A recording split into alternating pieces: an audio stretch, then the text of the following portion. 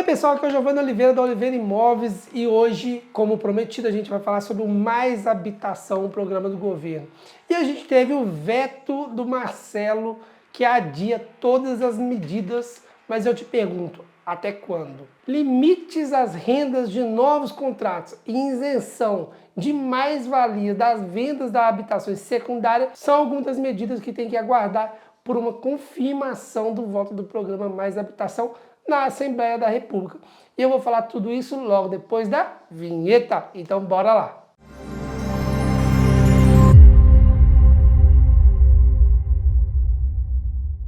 Então, pessoal, como eu falei, o presidente da República vetou a 21 de agosto, semana, o diploma que aprovava o programa Mais Habitação. Marcelo Rebelo de Souza, presidente, fundamentou a sua decisão com crítica às medidas sobre arrendamento coercivo e as alterações a propostas para o mercado de alojamento local. O presidente da República duvida também que o programa Mais Habitação tenha os efeitos desejados na ampliação da oferta de habitação e critica a insuficiência do apoio previsto para as famílias fazerem face aos aumentos das rendas e das prestações ao crédito habitacional.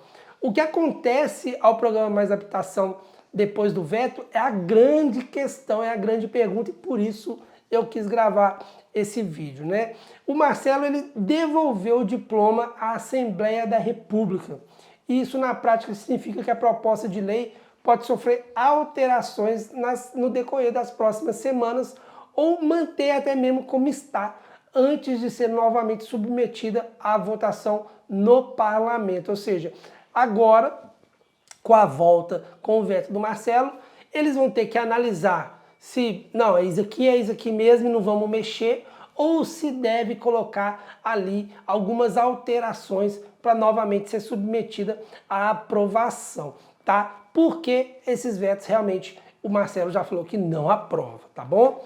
Uma vez que o Partido Socialista tem a maioria absoluta, é previsível que o diploma seja confirmado com nova votação favorável, que eles vão lá e pá, de novo, faça a votação e fica tudo como está.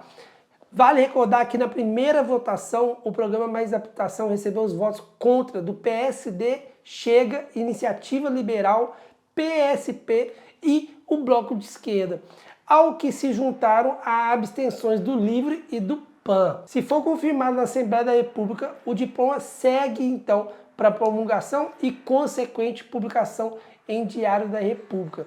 É só nessa altura que a gente saberá quando entrará em vigor de fato.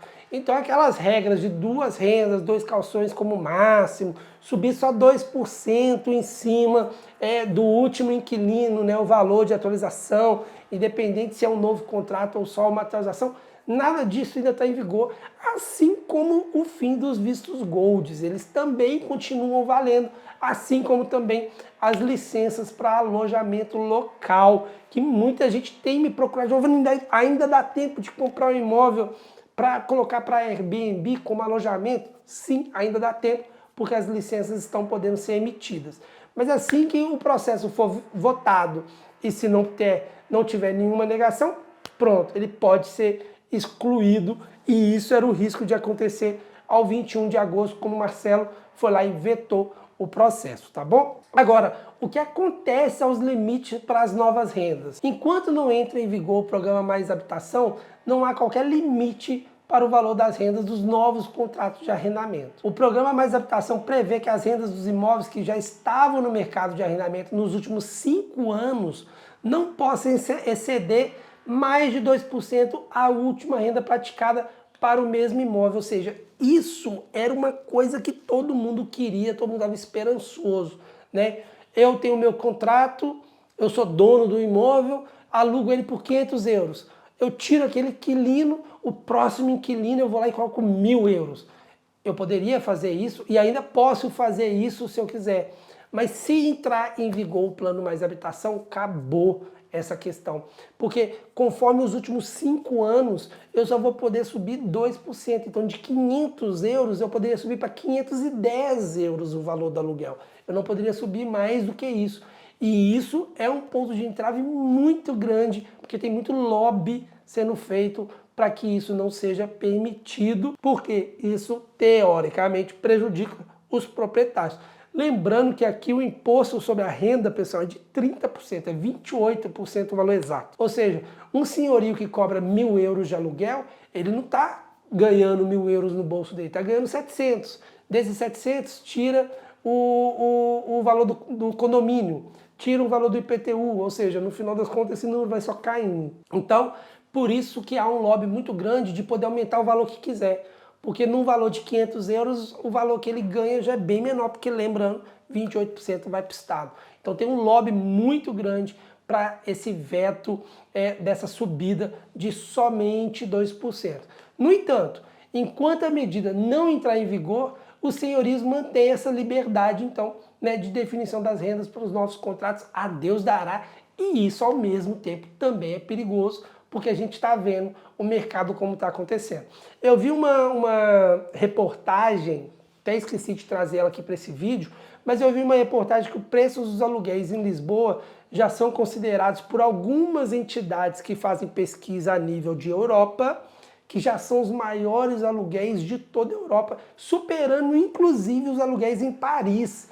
E pensar isso, gente, é de explodir a cabeça, é sem lógica, porque realmente é um valor muito alto. Paris, cidade de luz, a cidade mais visitada no mundo e com preços mais baratos do que Lisboa.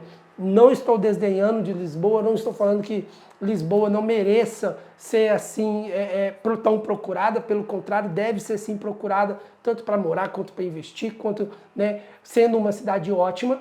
Porém, a gente colocar ali na balança, pô, Lisboa e Paris, todo mundo fala de Paris, é realmente assustador. Lembrando que o salário mínimo em Portugal é bem menor do que na Europa, do que na França. Então isso sim já é um parâmetro interessante para pensar por que é assustador ter Lisboa com preços tão mais altos do que Paris. Mas isso é uma pesquisa, não significa que na prática também todos os imóveis de Lisboa vão ser mais caros que Paris. Não é bem por aí também, né, gente? O que acontece também? A isenção das mais-valias para habitação secundárias. Isso é uma pergunta que muita gente me pergunta, porque nós ajudamos imigrantes a comprar imóveis que se pagam sozinhos e geram poupança em renda todos os meses, mesmo que à distância. Ou seja, quem quer comprar um imóvel para investir, estando no Brasil, estando nos Estados Unidos, estando no Chile, estando aqui na Itália, estando na Inglaterra, qualquer país, a pessoa pode comprar um imóvel aqui em Portugal sem ter vínculo com Portugal, sem ter cartão cidadão, sem ter cidadania, sem ter visto, sem ter conta bancária aqui, sem ter empresas portuguesas pagando o salário. A pessoa pode ter a vida dela todinha no Brasil ou em qualquer outro país, trabalhando para empresas desses países, e mesmo assim ela tem permissão para comprar um imóvel aqui. E quando ela vai vender esse imóvel, ela tem que pagar um imposto. Igualzinho existe o imposto sobre ganho de capital no Brasil, quando você vende um imóvel. Aqui ele chama mais-valia. E muita gente vem me perguntando sobre essa isenção da mais-valia. O programa Mais Habitação prevê que a venda de terrenos para construção ou de habitações secundárias durante os anos de 2022, 2023 e 2024 podem ficar isentas do pagamento de mais-valia. Ou seja, algo mega interessante para quem quer comprar, para investir. Por quê? Porque ele pega inclusive habitações secundárias, que são aquelas habitações que você está comprando não para você morar, mas sendo sua segunda habitação. Por isso que é habitações secundárias. E o imposto aqui, ele é diferenciado. Quando você vai comprar uma habitação para morar e uma habitação para alugar, ou uma habitação para você ter como casa de veraneio, coisa do tipo, é um imposto mais caro, porque elas são as habitações secundárias. Então, nesse sentido, o governo prevê deixar sem imposto durante esses anos. 2022 ainda está válido, embora a gente já esteja em 2023, porque paga-se o imposto agora em 2023, o de 2023 vai pagar em 2024 e em 2024 você vai pagar só em 2025. Então, mesmo assim, também parece estranho, soa estranho falar de 2022, quando a gente já está no segundo semestre de 2023, mas o plano também equivale para esses imóveis vendidos em 2022, tá? Para isso, os vendedores têm de usar o lucro obtido com a venda para nos 3 meses seguintes amortizarem o capital em dívida nos contratos de crédito para habitação própria e permanente dos próprios ou dos seus descendentes, ou seja, você consegue pegar o imposto que você teria em cima desses e usá-lo para comprar um outro imóvel ou abater dívidas de compras de outros imóveis ou até mesmo dos seus descendentes, seus filhos que tenham comprado e tudo mais. Ou seja, isso ajuda demais a diminuir imposto, que a gente está falando na casa de 10 mil euros, 15 mil euros. Então é um tanto interessante. No entanto, como o programa Mais Habitação ainda não está em vigor, quem declarou este ano no IRS a venda de um terreno para construção ou de uma habitação secundária durante o ano de 2022 continua a estar sujeito ao pagamento da mais-valia. Por isso, a regra está sendo muito discutida também, porque tem esse prazo para fazer esse pagamento e com base nisso o ano de 2023 está acabando. Não se sabe como que vai ser essa questão, né? A legislação ainda em vigor não prevê qualquer isenção de impostos para a venda de terrenos para construção ou, no caso, de habitações secundárias. Por isso é importante essa definição. Assim como o pagamento do IRS referente à declaração dos rendimentos de 2022, e lembrando que IRS a gente está falando de imposto de renda, né, submetida esse ano de 2023, tem que ser feito até 31 de agosto, ou seja, a gente já passou ou está praticamente passando desse prazo, porque no dia da gravação a gente ainda está em agosto, mas eu não sei quando que vai ser a publicação desse conteúdo, beleza? Agora, o que acontece com a suspensão do prazo para reinvestimento de mais-valia? Isso também foi algo muito discutido. Em cima da hora, a suspensão do prazo para investimento de mais-valia durante os anos de 2020 e 2021 acabou por ser integrada no programa Mais Habitação. O que significa que o veto do presidente da República também atrasa a entrada de vigor dessa medida. Recorda-se que o prazo de 36 meses para reinvestimento de mais-valia deverá transitar de 31 de 2019 a 1º de janeiro de 2022, porque a gente está falando de imóveis de 2020 e 2021, beneficiando então os contribuintes que haviam declarado no IRS a intenção de reinvestir as mais-valias geradas com a venda de habitação própria e permanente. Ou seja, quem tinha e vendeu ainda pode ser que consiga ter essa mais-valia de volta. Porém, com o veto, a gente não sabe quando que isso vai andar, porque o prazo está chegando no limite mesmo, está ali estrangulado, tá? Uma vez que o programa Mais Habitação não está em vigor e terá de ser ainda submetido a nova votação na Assembleia, quem viu o prazo de 36 meses terminar agora em 2022 e declarou esse ano de 2023 o IRS, o insucesso do reinvestimento tem que pagar esses impostos de mais-valias não reinvestidas, ou seja, está prejudicando as pessoas. O veto do Marcelo seria uma salvação, mas pelo jeito está danado e realmente não vai ter muita solução. Existem várias outras coisas no plano Mais Habitação, existe a questão dos imóveis coercitivos, que também é um problema muito grande, então a gente tem aqui um impasse nesse sentido, que pode ser um problema grande para a nova votação, tá legal? É uma questão da gente realmente tentar entender como que vai ser isso. O veto dele realmente complicou muito as questões, pode ser um problema, pode ser uma questão ali bem complicadinha.